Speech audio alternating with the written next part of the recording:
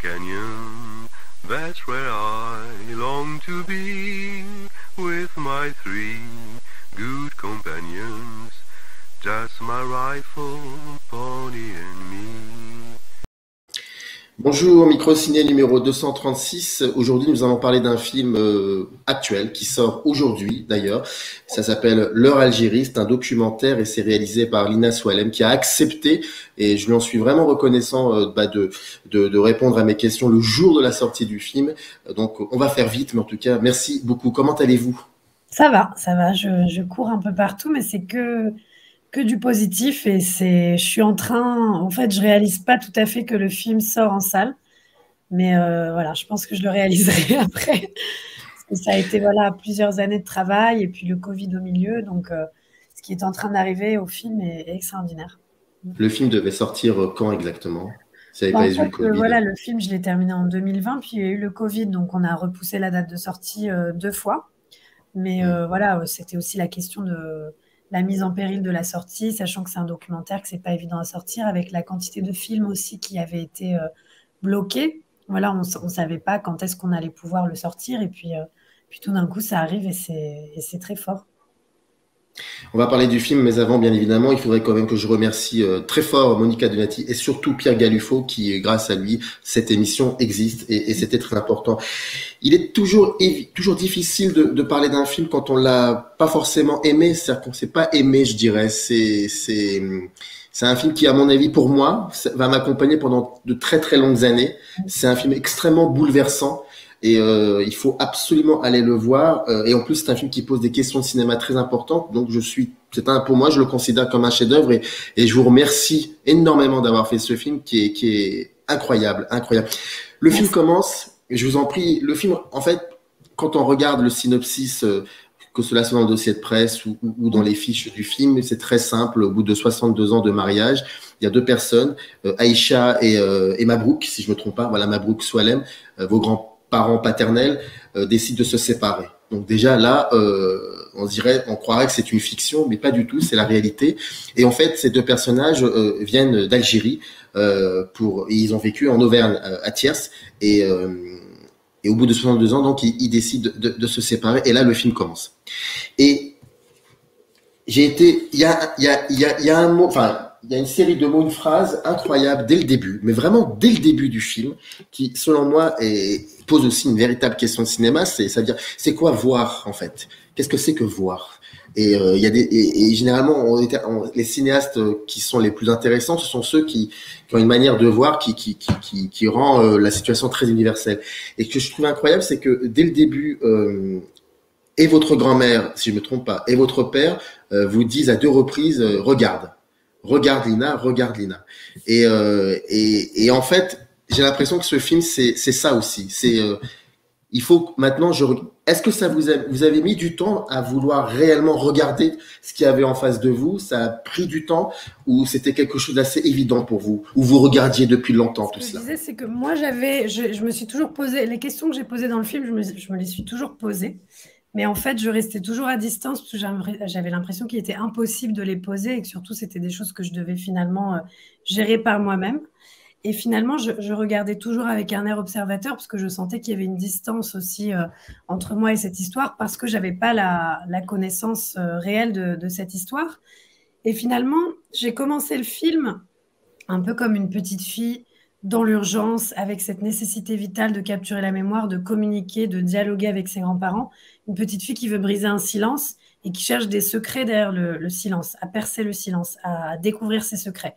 Et petit à petit, je me suis rendu compte, en commençant le film, que le silence ne cachait pas de secret, mais cachait une douleur, qui était la douleur du déracinement.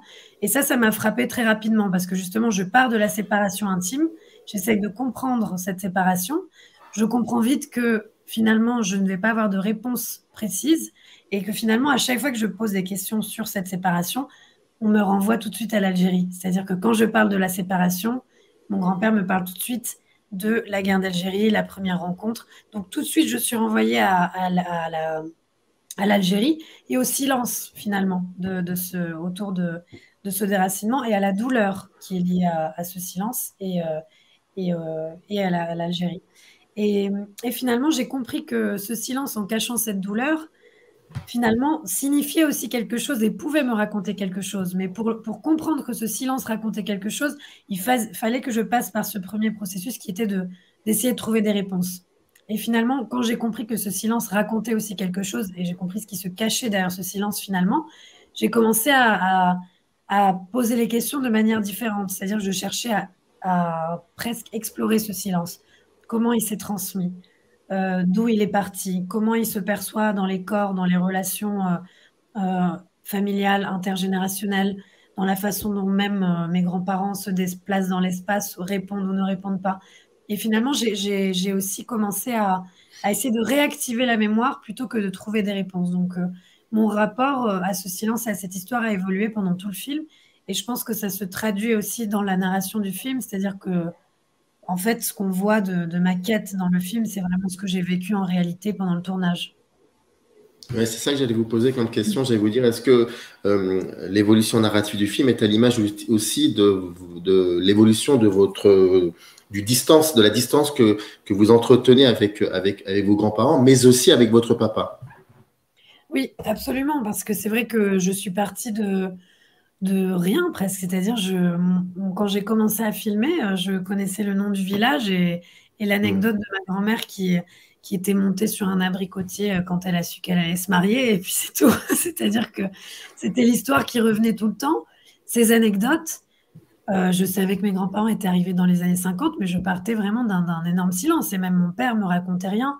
Tout ce que j'apprends sur mon père dans le film, je l'ai appris en temps réel. Et c'est aussi pour ça que mes réactions sont assez spontanées, parce que je vais de surprise en surprise.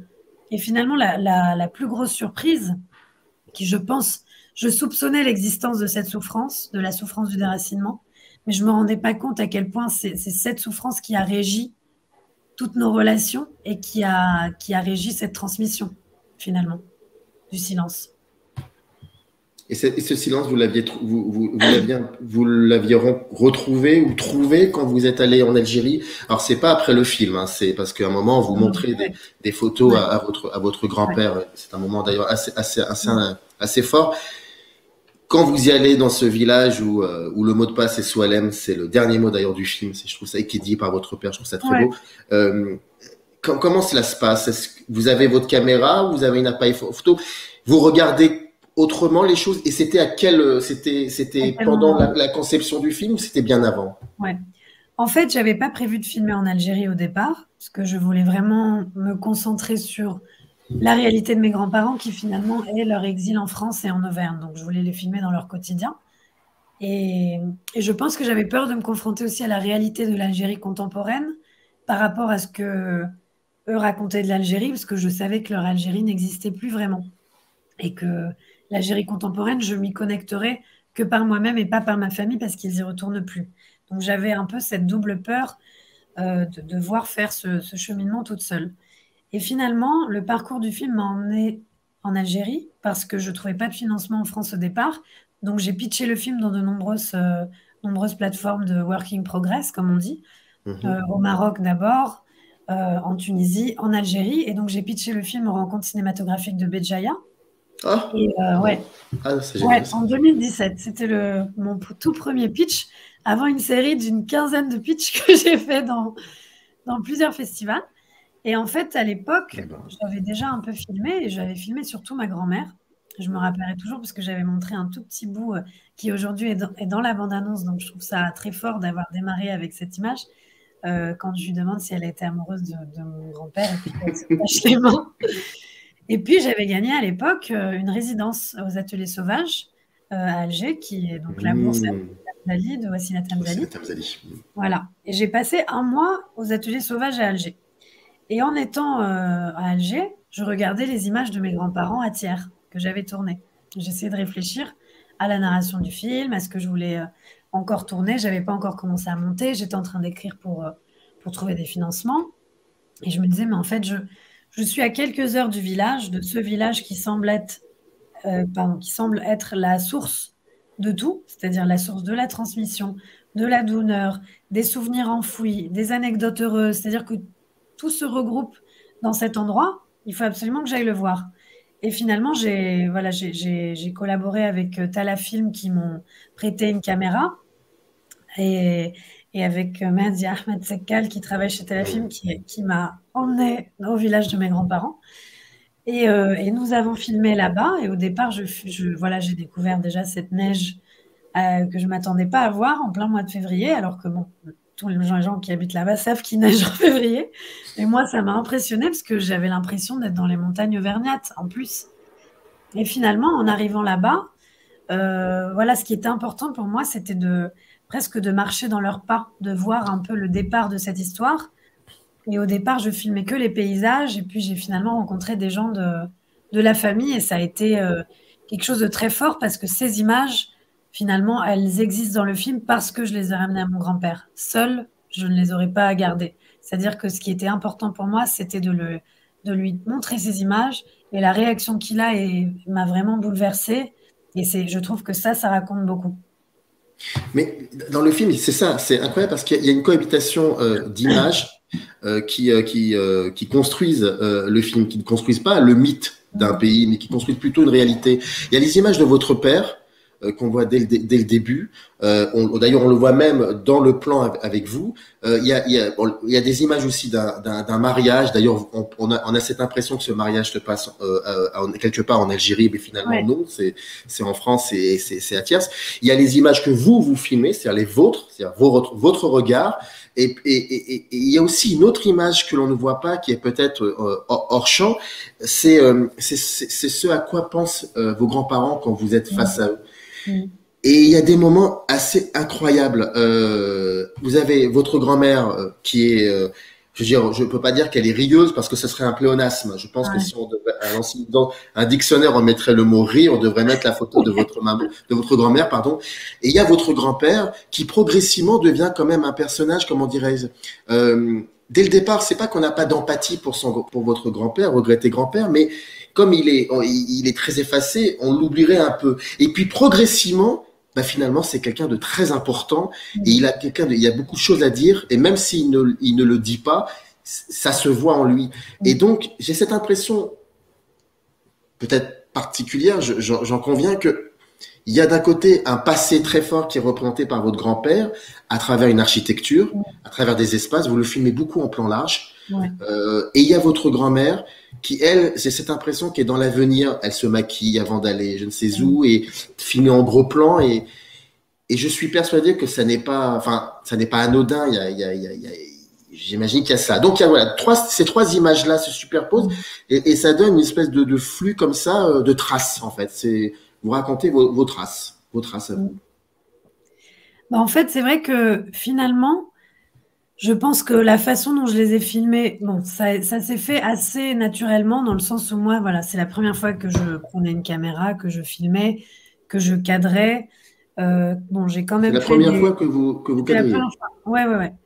Donc c'est vrai que j'ai tout appris en faisant. Je me suis aussi adaptée à leur rythme, à leur corps. C'est-à-dire que ma grand-mère, comme j'étais très proche d'elle, je la filmais près, parce que finalement, on était toujours dans un dialogue très complice. Mon grand-père, j'avais peur de me confronter à son silence, donc au départ, je le filmais de loin. Et surtout, mon grand-père, comme il parlait peu au départ, ce que j'essayais de capter, c'est sa présence dans l'espace, parce que je trouvais que ça racontait quelque chose de lui aussi. Et finalement, mon grand-père, pour moi, à un moment, a presque représenté l'exil physiquement, c'est-à-dire qu'il est toujours, on dirait qu'il est toujours en flottement. Il est toujours en contraste avec ce qui l'entoure, que ce soit à Carrefour et cette modernité, avec lui, son ancienneté qui contraste à côté, que ce soit dans ses musées, le musée de la coutellerie, les usines, où il y a ces énormes machines et lui tout petit face à ça, et à la fois, il raconte comment il s'est fait exploiter, comment tout ça est affreux. Et je pense que la façon dont je les ai filmés correspond vraiment aussi à la façon dont notre rapport a évolué pendant le tournage du film. C'est-à-dire que mon grand-père, je me rapproche aussi petit à petit puisqu'il se dévoile de plus en plus. Donc finalement, à la fin, je me retrouve face à face et j'ose lui poser des questions qui au départ me semblaient impossibles à poser, notamment la question du regret. Ça, c'était une question qui était très difficile à poser, que j'ai voulu poser et j'étais très étonnée du fait qu'il me réponde par l'affirmative. Il est presque un aveu pas d'échec, mais d'une vie non choisie et finalement d'une erreur commise très jeune. Mais Mais c'est vrai que tout ça, ça s'est pensé entre des allers-retours, entre tournage et montage, parce que moi, j'ai filmé au départ seule, sans vraiment savoir comment j'allais construire le film. Par ailleurs, je pensais que j'allais couper mes questions au montage, et c'est ensuite en montage que j'ai compris avec la monteuse que, en fait, le fil narrateur, c'était moi, parce que c'est moi qui pars à la recherche de cette histoire, qui fait le lien entre les différents personnages. Et mon père, c'est pareil, je pensais pas le filmer au départ, mais j'ai compris très vite que c'était un élément du puzzle de la transmission que je ne pouvais pas laisser de côté et qui finalement était essentiel. Et aussi, j'ai compris que je partais de ce qu'il m'avait laissé. Parce que c'est mon père qui a filmé toutes ces images d'archives dans les années 90. C'est lui qui a collectionné toutes ces photos de famille, qui les a récupérées en photos d'identité, qui les a agrandies et réparties dans toutes les maisons de famille. Donc moi, j'avais toutes ces images qui existaient autour de moi. Et finalement, on m'en disait rien. Je voyais la photo de mes arrière-grands-parents, mais je ne savais pas comment ils s'appelaient. On ne me racontait rien d'eux, mais visuellement, toute cette Algérie-là, tout ce souvenir de l'Algérie était présent autour de moi. Et c'est pareil dans ces images d'archives, et notamment c'est pour ça que j'ai aussi mis en scène ce dialogue entre moi et mon père, qui est un dialogue qui a eu lieu en temps réel, qui est en fait, voilà, moi quand je vois ces images, j'avais l'impression d'être en Algérie parce que j'ai aussi baigné dans cette illusion-là. Mais à la fois, on ne me parlait absolument pas de l'Algérie. Et c'est ce que je lui dis. Je lui dis, mais tu me racontes rien, tu m'as rien dit sur ces images.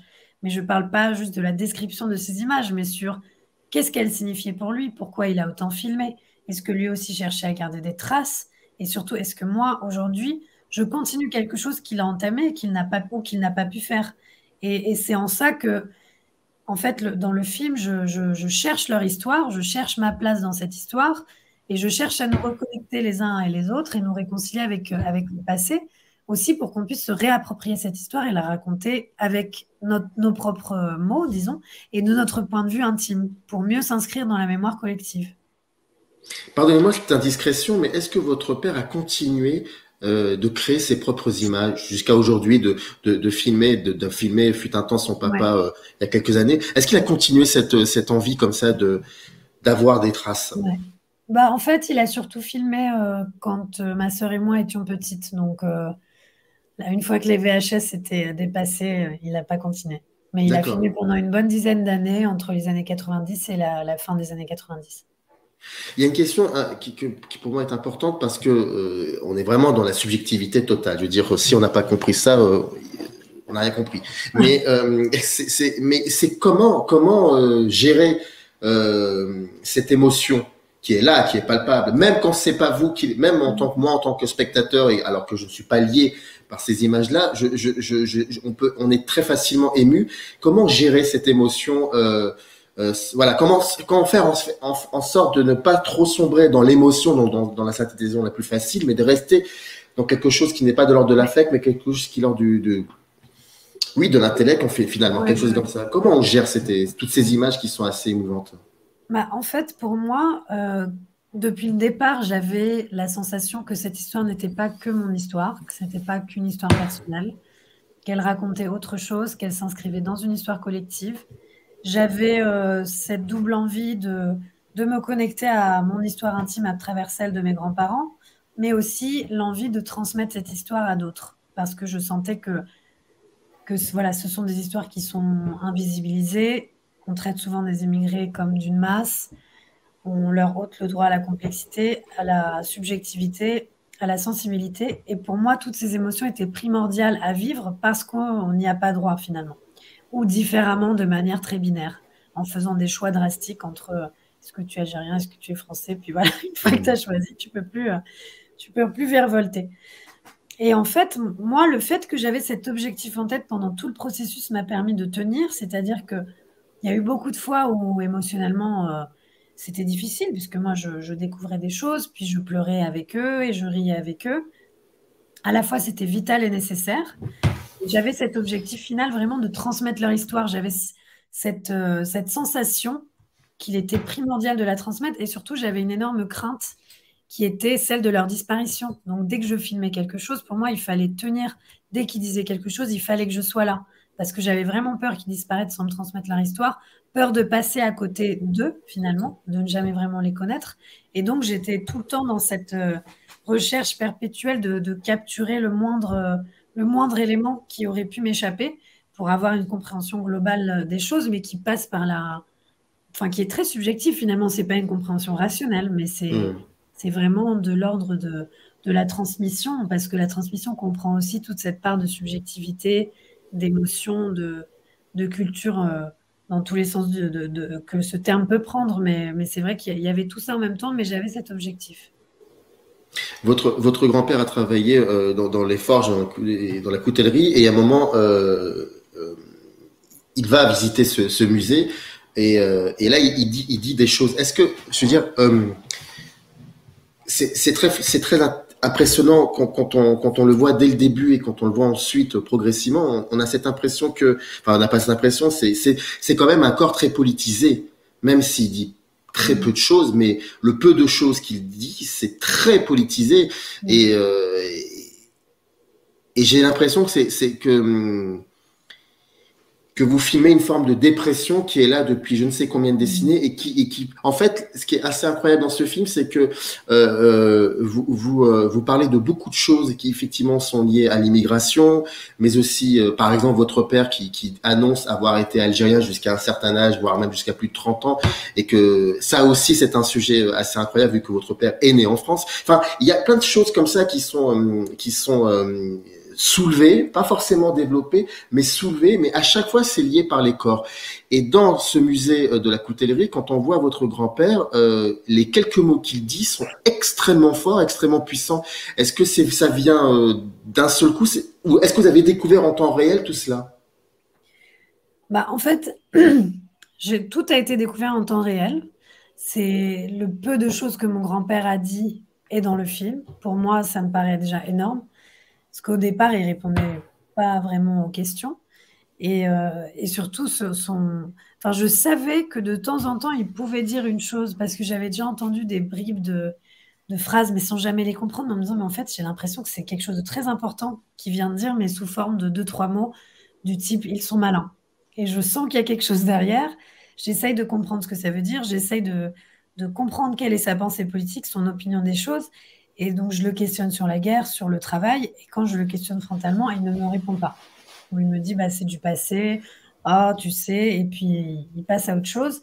Et finalement, il y a une séquence dans le film, quand il est au Carrefour et qu'il parle avec un cousin à nous, qui lui demande s'il aime bien Noël. Et tout de suite, il lui répond en parlant des conditions de travail. Et en fait, c'est intéressant parce que ça faisait plusieurs jours que je lui posais des questions sur le travail, qu'il ne me répondait pas, qui me disait non, non, tout allait bien, parce que je lui demandais comment ça se passait avec les ouvriers français, comment toi tu as vécu ce travail, etc. Est-ce que c'était difficile? Il me disait, oh, ça va, on est habitué. Et puis finalement, quand mon neveu lui pose mon cousin, pardon, lui pose la question, tout d'un coup, je me rends compte qu'il a réfléchi à tout ça. Et donc, j'ai compris que ce que je lui demandais le travaillait, et qu'il n'était pas en train de pas m'écouter, mais que c'était difficile soit de me le raconter à moi, sa petite fille, soit de le formuler finalement. Ou alors qu'il lui fallait un temps, parce que c'est quand même quelqu'un qui s'est enfermé dans le silence pour avancer, pour survivre, donc il ne pouvait pas du jour au lendemain se dévoiler. Et finalement, quand j'ai compris aussi cette difficulté pour lui de parler des choses frontalement, j'ai décidé de l'emmener dans ces lieux de mémoire pour réactiver sa mémoire, notamment le musée de la coutellerie. Et si je l'emmenais au musée de la coutellerie, c'était pour 2 choses. C'est à la fois pour qu'il me parle de son travail, pour qu'il puisse être baigné de nouveau dans cet univers qu'il a connu et qui a été abandonné de manière très brusque. C'est-à-dire que beaucoup de gens qui ont vécu, qui ont travaillé dans la coutellerie toute leur vie, du jour au lendemain, tout s'est arrêté. Malgré la dureté du travail, c'est quand même une identité ouvrière qui les a poursuivis. Et je voulais aussi l'amener dans ce musée parce que j'avais visité ce musée et j'avais, en recherchant des traces de son histoire, c'est-à-dire je cherchais l'histoire de ces travailleurs algériens, polisseurs de couteaux, et j'ai rien trouvé. Ni photo, ni pancarte, même pas une ligne disant il y a des Algériens qui sont venus travailler ici. Ils représentaient 60% de la main-d'œuvre, ce qui est assez énorme. Et puis moi, tous les Algériens que je connaissais à Thiers étaient polisseurs de couteaux, et j'en connais beaucoup. Donc c'est vrai qu'il y avait un contraste entre ce que je savais et ce qui était mis en avant dans ce lieu de mémoire. Et pour moi, c'était une double violence à l'égard de mon grand-père, un double exil. À la fois, il est exilé de sa terre natale, séparé de ses parents, et à la fois, tout ce qu'il a connu dans sa vie, c'est-à-dire la coutellerie, ne le reconnaît pas. C'est-à-dire que sa mémoire à lui est absente de la mémoire de la coutellerie à Thiers et de cette ville dans laquelle il a passé 60 ans. Et c'est pour ça que je voulais le filmer dans cet endroit, aussi pour lui rendre sa mémoire. C'est-à-dire que si mon grand-père ne m'avait rien dit dans ce musée, au départ, je m'attendais pas à ce qu'il me dise quelque chose. Je l'emmenais vraiment pour le réinscrire dans cette histoire. Et finalement, bah, j'ai vu en lui, pendant cette visite, parce qu'il est resté toute la journée, il n'est pas parti très vite comme je pensais qu'il allait faire. Et j'ai revu en lui presque ce jeune homme de 19 ans qui est arrivé et qui a été fasciné par cette industrie au départ. Donc ils sont malins en disant, bah, ils sont forts, ils ont construit tout ça. Et à la fois cet homme de 88 ans qui sait s'être fait berner et exploiter toute sa vie. Et qui voit ses couteaux et qui dit, bah, c'est affreux. C'est incroyable parce que dans ces moments-là, c'est très naïf ce que je vais vous dire, mais j'ai l'impression que par rapport au travail d'image, hein, seul le cinéma peut rendre compte de cela. Une question très indiscrète, est-ce que vous avez eu des soutiens financiers de la part de télévision française? Alors non, j'ai pas eu de télévision française, mais j'ai eu le soutien de la région Île-de-France en post-production. D'accord, ok. D'accord. Oui, je me posais cette question par rapport à l'idée de cinéma. Autant votre grand-père se mure dans un espèce de silence, mais alors votre grand-mère, par contre, c'est le rire, mais Oui. qui cache aussi pas mal de choses. Et c'est assez régulier d'ailleurs. Et c'est à se dire elle aussi, je pense qu'elle a beaucoup, beaucoup de choses à dire ou à ne pas vouloir dire. Et ce rire qui arrive, qui est juste incroyable. Comment on gère cela? Même si vous êtes extrêmement proche de votre grand-mère, vous le disiez, mais comment on fait pour, un moment ou un autre, lui faire comprendre qu'il va falloir aussi un peu en parler, parce que ça devient compliqué. Même votre père essaye, mais c'est chose perdue. Et en même temps, c'est drôle. C'est très, très drôle. Bah, c'est un rire contagieux, hein. Moi, en projection, quand ma grand-mère est là, des fois, on lui pose des questions, puis des fois, elle répond, des fois, elle n'arrive pas, elle ne fait que rire. Mais à la fois, ça fait rire aussi parce qu'on sait que ça vient pas juste, c'est pas une moquerie ou un amusement, c'est-à-dire ça traduit quelque chose d'autre. C'est la façon qu'elle a trouvé de se protéger quand elle est mal à l'aise, quand elle souffre. Et c'est très beau parce que c'est une belle façon de se protéger. Et ça permet de communiquer avec les autres, alors que mon grand-père, lui, s'est protégé en s'enfermant dans le silence, ce qui a créé une distance entre lui et les autres. Mais bon, avec ma grand-mère, j'ai pris le temps qu'il fallait. C'est-à-dire, j'ai passé beaucoup de temps avec elle, chez elle, à la filmer au quotidien, à lui reposer les mêmes questions plusieurs fois, en comprenant aussi que certaines choses allaient rester dans le non-dit, certaines questions allaient rester sans réponse. Et ce qui me convient tout à fait parce que je ne voulais jamais formuler à sa place des choses qu'elle-même ne saurait pas formuler ou ne s'est pas autorisée à formuler. Et ça, bon, je l'ai compris en posant les questions, hein, en me heurtant aussi à certains rires ou à certains silences que j'ai compris la protéger.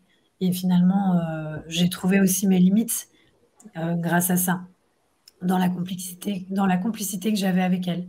Mais ça reste un rire contagieux et en général, il nous emporte, quoi. Dernière question, parce que voilà, aujourd'hui c'est le jour de la sortie, donc vous avez beaucoup de choses à faire. Dernière question. Le film débute par des images fabriquées par votre père, où on voit plusieurs personnes. Puis il y a d'autres images où, si je me souviens bien, il y a il y a beaucoup de personnes, et puis ça se termine, et ça se passe en France. Et puis ça se termine par votre image, enfin celle que vous fabriquez en tout cas. On est en Algérie. Et il y a un espace énorme. C'est vraiment une ouverture.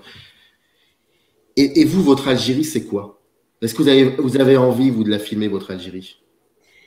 Bah, pour moi, c'est assez. Je suis tout juste en train de comprendre ce que ce film signifie aussi pour moi, dans mon rapport à l'Algérie. J'attends aussi de pouvoir le présenter là-bas en décembre, normalement, si tout va bien.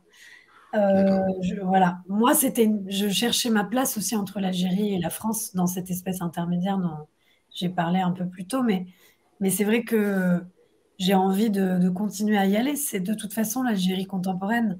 L'Algérie d'aujourd'hui, je l'ai découverte seule et non pas à travers ma famille.